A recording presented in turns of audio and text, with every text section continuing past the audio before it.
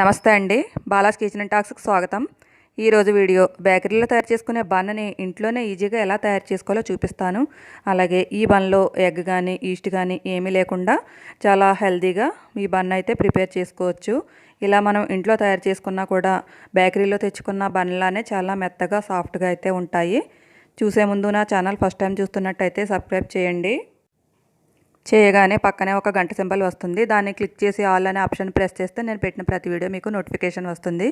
ఇప్పుడైతే ఒక mixing bowl తీసుకుని దానిలోకి ఒక కప్పు మైదా కానీ గోధుమ పిండి కానీ తీసుకుని దానిలోనికి 2 స్పూన్ల గడ్డ పెరుగుని వేసుకోవాలి. అలాగే అర స్పూను బేకింగ్ సోడా, పావు స్పూను వంట సోడా, చిటికెడు సాల్ట్, స్వీట్గా ఉండటం కోసం 3 స్పూన్ల పంచదార పొడిని వేసుకుని వీటన్నిటినీ బాగా మిక్స్ అయ్యేలాగా కలుపుకోవాలి. ఇదంతా బాగా మిక్స్ అయిన తర్వాత దీనిలో కాచి చల్లార్చిన పాలను వేసుకుని కలుపుకోవాలి. ఈ పిండి ముద్ద అయ్యేంత వరకు ఇలా కొన్ని పాలను వేసుకుంటూ కలుపుకోవాలి. ఈ పిండి ముద్ద అనేది బాగా గట్టిగాను కాకుండా బాగా లూజ్గాను కాకుండా సమానంగా ఉండాలి.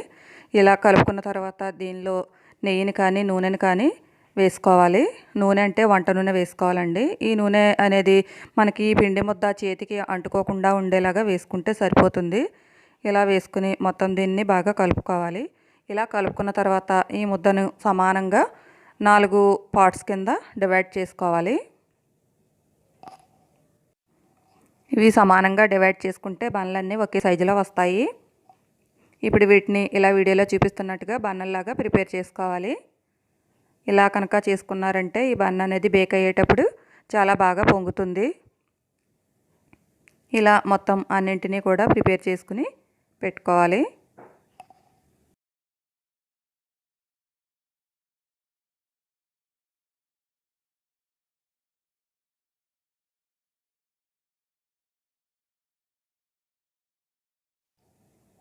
ఇలా మొత్తం అన్నిటినీ ప్రిపేర్ చేసుకున్న తర్వాత ఒక ఇడ్లీ ప్లేట్ తీసుకుని ఆ ఇడ్లీ ప్లేట్కి నూనె కానీ లేదా నెయ్యిని కానీ అప్లై చేయాలి. ఇప్పుడు దీనిలో మనం రెడీ చేసి పెట్టుకున్న బన్నల్ని ఒక్కొక్క దానిలో పెట్టేసుకోవాలి. తర్వాత దీనిపైన మూత పెట్టేసి ఒక అరగంట సేపు అలా వదిలేయాలి. అలా వదిలేయడం వలన ఈ బన్నలు అనేవి పొంగి ఉంటాయి. అలాగే స్టవ్ వెలిగించుకుని స్టవ్ మీద ఇడ్లీ ప్లేట్ పట్టడానికి వీలుగా ఉండే ఒక ప్యాన్ పెట్టుకుని దానిలో కొంచెం సాల్ట్ వేసుకుని ఒక స్టాండ్ పెట్టుకుని వేడెక్కించుకోవాలి. అరగంట తర్వాత ఇది మూత తీసి చూడాలి.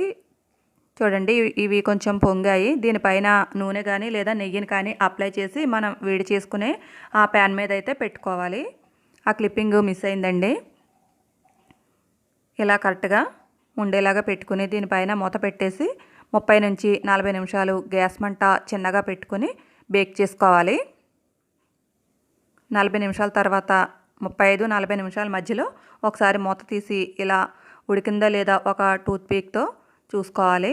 ఉడికిపోయింది అనుకుంటే కనుక గ్యాస్ ఆఫ్ చేసేసి దించేసుకోవచ్చు. దించే ముందు దీనిపైన కొద్దిగా నెయ్యిని అప్లై చేసుకుంటే మనకి బన్ అనేది తినేటప్పుడు చాలా టేస్ట్గా ఉంటుంది.